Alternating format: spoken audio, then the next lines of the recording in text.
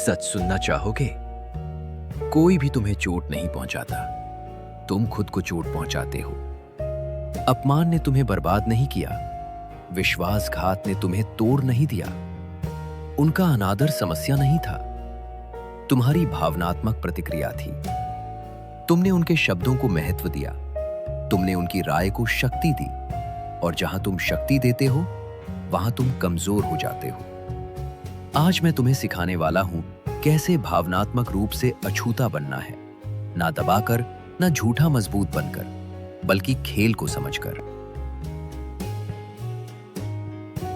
लोग तुम्हें चोट नहीं पहुंचाते, वे तुम्हारी परीक्षा लेते हैं। समझ लो ये नियम, और इस नियम को अपनी जिंदगी का स्थायी फिल्टर बना लो। लोग अपमान इसलिए नहीं करते क्योंकि उन्हें तुमसे समस्या है। ज्यादातर मामलों में उन्हें तुमसे कोई व्यक्तिगत मुद्दा ही नहीं होता। वे तुम पर हमला नहीं कर रहे, वे तुम्हें माप रहे हैं। वे जांचते हैं तुम कितने स्थिर हो, तुम कितने भावनात्मक रूप से नियंत्रित हो, तुम कितनी आसानी से विचलित हो सकते हो। हर अनादर एक प्रभुत्व जांच होता है। जैसे जंगल में जानवर एक दूसरे को धक्का देकर देखते हैं कि कौन पीछे हटेगा, वैसे ही समाज में लोग सूक्ष्म धक्के देते हैं। कभी व्यंग्यात्मक टिप्पणी, कभी सार्वजनिक रूप से हल्का सा अपमान, कभी समूह के सामने बीच में टोक देना। ये सब अचानक या यूं ही नहीं होता। हर व्यंग एक सीमा परीक्षण होता है। वे देखना चाहते हैं तुम अनुमति दोगे या विरोध करोगे। हर सार्वजनिक अपमान एक गणना होती है। वे जांचते हैं क्या इस व्यक्ति को डगमगाना आसान है या नहीं। मानव स्वभाव सरल है।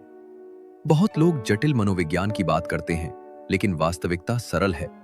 लोग अस्तित्व और पदानुक्रम के आधार पर व्यवहार करते हैं। हर सामाजिक संपर्क में एक अदृश्य क्रम चल रहा होता है, और इस क्रम को तय करने के लिए लोग 3 बातें देखते हैं। पहली बात, तुम कितना प्रतिक्रिया देते हो। यदि छोटी सी बात पर तुम्हारा चेहरा बदल जाए, स्वर आक्रामक हो जाए, या तुम तुरंत बचाव करने लग जाओ, तो सामने वाला समझ जाता है कि यहां बटन मिल गया। दूसरी बात, तुम्हारा अहंकार कितना नाजुक है।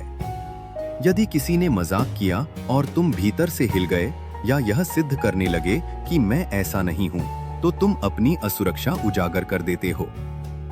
तीसरी बात, तुम मान्यता पर कितना निर्भर हो। यदि तुम लगातार समझाते रहते हो, उचित ठहराते रहते हो, या सबको यह विश्वास दिलाने की कोशिश करते हो कि तुम सही हो, तो तुम शक्ति दे रहे हो। जिस क्षण तुम्हें स्वीकृति की आवश्यकता पड़ती है, उसी क्षण तुम नियंत्रण खो देते हो। जिस क्षण तुम प्रतिक्रिया करते हो, तुम जानकारी प्रकट कर देते हो। और याद रखो, जानकारी ही असली मुद्रा है। जब तुम प्रतिक्रिया करते हो, तुम बता देते हो कि तुम्हें क्या उत्तेजित करता है, तुम्हारी कमजोर कड़ी क्या है, तुम किस बात को व्यक्तिगत रूप से लेते हो। और जानकारी बराबर प्रभाव का साधन। अब सामने वाले को पता है कि तुम्हें विचलित करने के लिए कौन सा बटन दबाना है। इसलिए अगली बार कोई बीच में टोके या हल्का सा अनादर करे, तुरंत बचाव मत करना।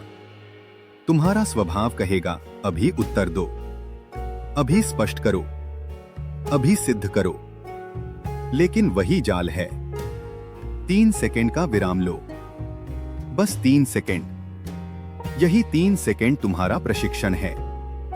तुम्हारा अहंकार चिल्लाएगा, लेकिन तुम नियंत्रण रखोगे। आंखों में संपर्क बनाए रखो, स्थिर, सहज, बिना आक्रामकता के। यह संकेत देता है, मैं विचलित नहीं हुआ। फिर शांत स्वर में बोलो, या कुछ मत बोलो। कभी कभी एक साधारण जारी रखें, या क्या आप समाप्त कर चुके, पर्याप्त होता है।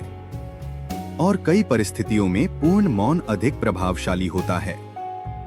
मौन से अधिक शक्तिशाली उत्तर कोई नहीं होता, क्योंकि मौन सामने वाले को भ्रमित करता है।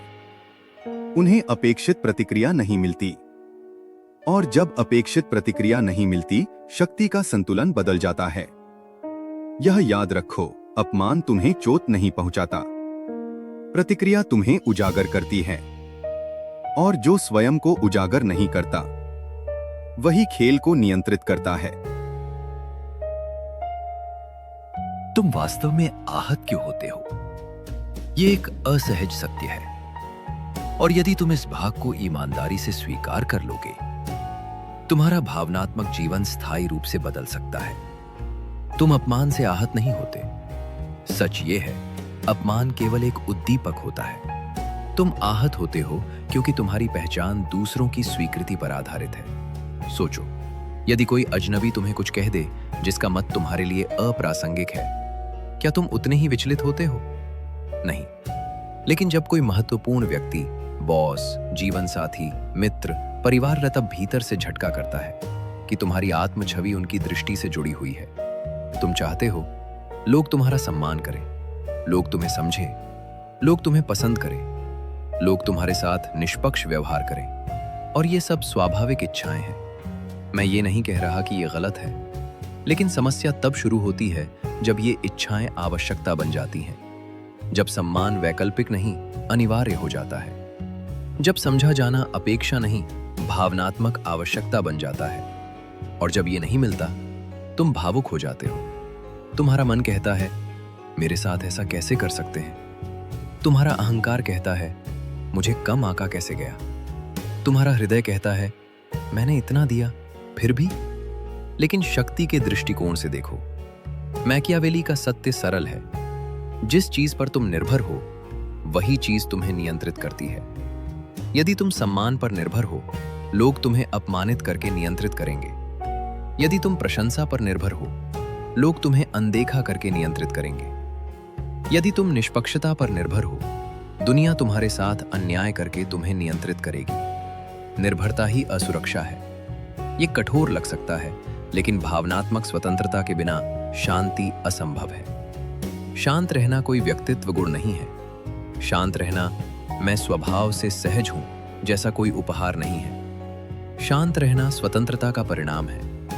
जिस व्यक्ति को स्वीकृति की आवश्यकता नहीं, उसे अपमान विचलित नहीं करता। जिस व्यक्ति को मान्यता की भूख नहीं, उसे आलोचना तोड़ नहीं पाती। जिस व्यक्ति का आत्म मूल्य आंतरिक है, उसे बाहरी प्रतिक्रिया डिगा नहीं सकती। तुम जितना अपनी पहचान को दूसरों की नजर से परिभाषित करोगे, उतना ही तुम उनके नियंत्रण में रहोगे। इसलिए वास्तविक प्रश्न ये नहीं है, लोग मुझे आहत क्यों करते हैं? वास्तविक प्रश्न ये है, मैंने अपनी भावनात्मक शक्ति उन्हें दी क्यों? जिस दिन तुम्हारा आत्मसम्मान तुम्हारे भीतर स्थापित हो जाएगा, उसी दिन अपमान केवल ध्वनि बन जाएगा और तुम शांत। भावना गलत नहीं है, यह समझना बहुत जरूरी है। शक्ति का मतलब यह नहीं होता कि तुम रोबोट बन जाओ या महसूस करना बंद कर दो। भावना मानव स्वभाव का हिस्सा है, लेकिन अनियंत्रित प्रतिक्रिया कमजोरी है। भावना को महसूस करना शक्ति हो सकता है, लेकिन उस भावना के नियंत्रण में आ जाना असुरक्षा है। भावना ऊर्जा है, प्रतिक्रिया ऊर्जा का रिसाव है। जब तुम्हें गुस्सा आता है, जब तुम आहत होते हो, जब तुम ईर्ष्या या असुरक्षा महसूस करते हो, ये सब कच्ची ऊर्जा है। लेकिन जिस क्षण तुम उस ऊर्जा को बिना नियंत्रण के बाहर व्यक्त कर देते हो, तुम अपनी शक्ति का रिसाव कर देते हो। जब तुम प्रतिक्रिया करते हो, सबसे पहले तुम अपना उद्दीपक प्रकट कर देते हो। सामने वाले को स्पष्ट संकेत मिल जाता है, ये विषय इसे विचलित करता है। अब उसके पास हथियार आ गया, अगली बार वो वही बटन दबाएगा। दूसरा, तुम अपनी असुरक्षा उजागर कर देते हो। तुम्हारा स्वर बदल जाता है, तुम्हारी देह भाषा कठोर हो जाती है, तुम रक्षात्मक हो जाते हो, और लोग सचेत या अचेत स्तर पर समझ जाते हैं कि तुम भीतर से स्थिर नहीं हो। तीसरा, तुम सामने वाले को मार्गदर्शिका दे देते हो। अब उसे पता है कि तुम्हें कैसे नियंत्रित करना है, कैसे उकसाना है, कैसे तुमसे प्रतिक्रिया निकलवानी है। और याद रखो, जिस व्यक्ति को तुम्हारी प्रतिक्रिया मिल गई, उसने आधा खेल जीत लिया। लेकिन जब तुम शांत रहते हो, शक्ति का संतुलन बदल जाता है। तुम अप्रत्याशित हो जाते हो।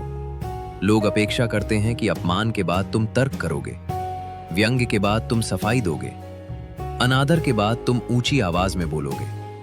लेकिन जब तुम कुछ भी अपेक्षित नहीं करते, तुम मनोवैज्ञानिक रूप से अपठनीय हो जाते हो। और अप्रत्याशित लोग मनोवैज्ञानिक रूप से खतरनाक होते हैं, क्योंकि उनके अगले कदम का अनुमान नहीं लगाया जा सकता। मानव मस्तिष्क निश्चितता चाहता है। लोग समझना चाहते हैं कि सामने वाला क्या सोच रहा है। जब उन्हें स्पष्टता नहीं मिलती, उनका नियंत्रण फिसलने लगता है। मौन उन्हें विचलित करता है। वे सोचने लगते हैं, इसने प्रतिक्रिया क्यों नहीं दी? क्या इसे फर्क नहीं पड़ा? या ये कुछ योजना बना रहा है?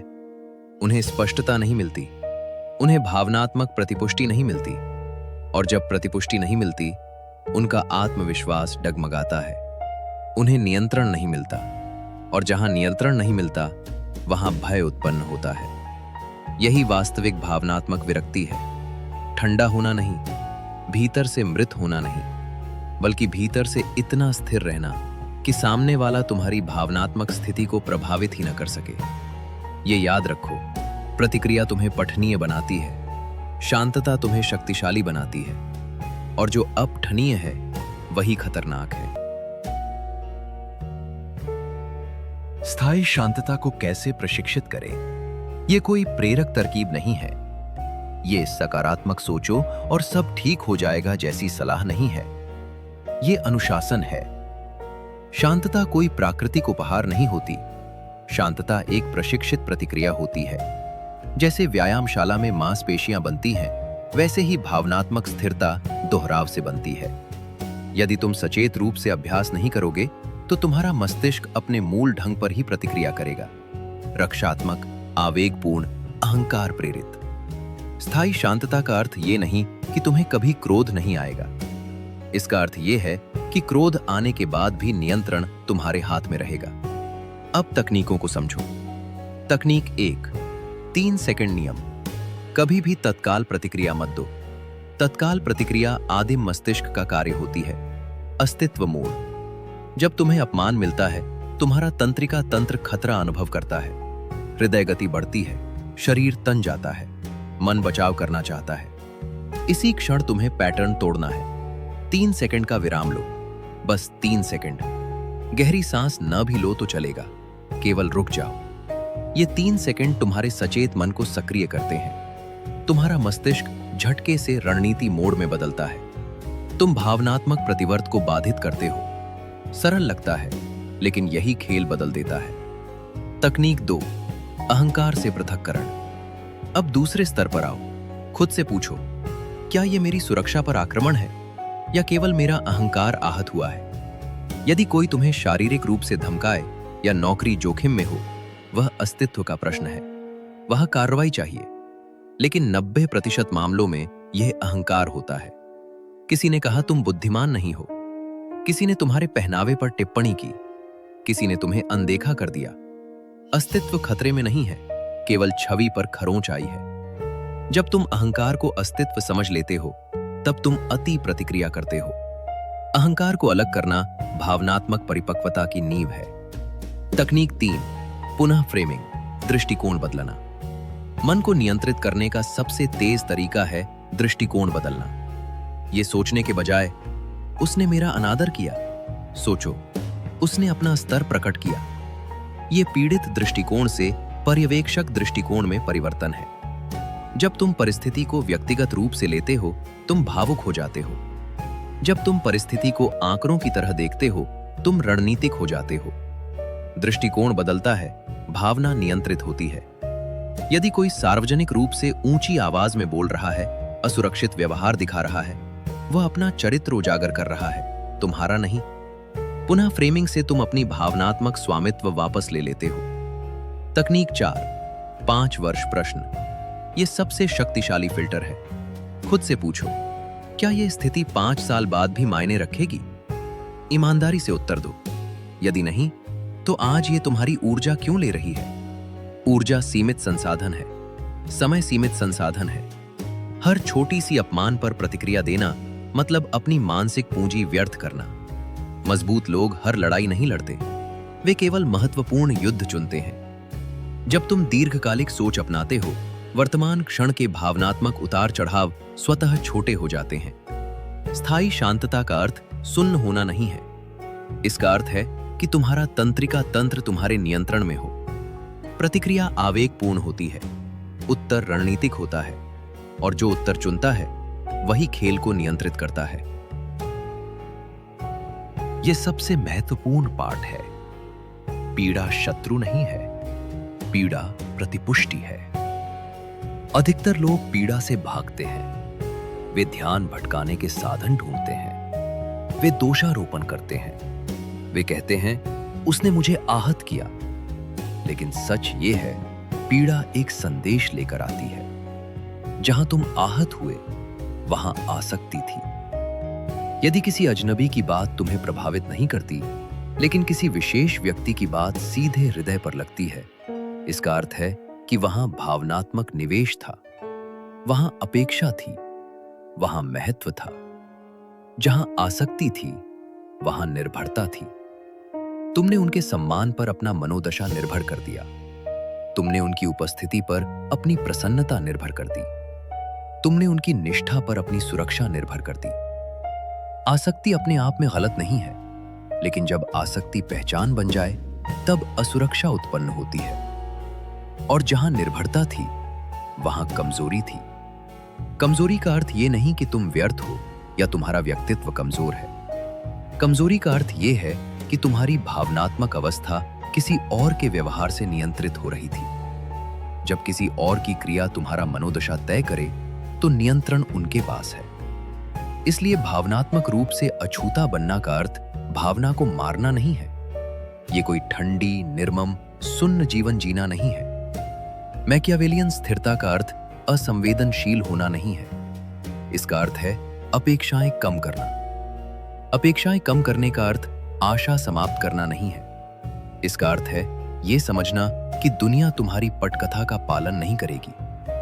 लोग तुम्हारे मानकों पर व्यवहार नहीं करेंगे। हर कोई तुम्हें समझेगा नहीं। हर कोई निष्पक्ष नहीं होगा। जब अपेक्षा ऊंची होती है, निराशा भी ऊंची होती है। जब अपेक्षा यथार्थवादी होती है, स्थिरता सुदृढ़ होती है। जब पीड़ा आए, उसे अनदेखा मत करो, उसका निरीक्षण करो। पूछो, मुझे यहां इतना आहत क्यों हुआ? मैं किस बात पर भीतर से निर्भर था? पीड़ा तुम्हें तुम्हारी अदृश्य जंजीरें दिखाती है, और जिस दिन तुम अपनी जंजीरें देख लोगे, उसी दिन तुम उन्हें तोड़ भी सकते हो। भावनात्मक रूप से अछूता बनना एक निर्णय नहीं है, यह जागरूकता का परिणाम है। पीड़ा को शत्रु मत समझो, पीड़ा तुम्हारा शिक्षक है। दुनिया उस व्यक्ति को आहत नहीं कर सकती जो दुनिया से कुछ अपेक्षा नहीं करता। अपमान मौन में मर जाता है। हेर फेर उदासीनता में समाप्त हो जाती है। आक्रमण शांतता में विलीन हो जाता है। तुम्हें कठोर त्वचा की आवश्यकता नहीं है, तुम्हें भावनात्मक निर्भरता कम करनी है। आज के बाद तुम प्रतिक्रिया नहीं करोगे, तुम निरीक्षण करोगे, और जो निरीक्षण करता है वही खेल को नियंत्रित करता है।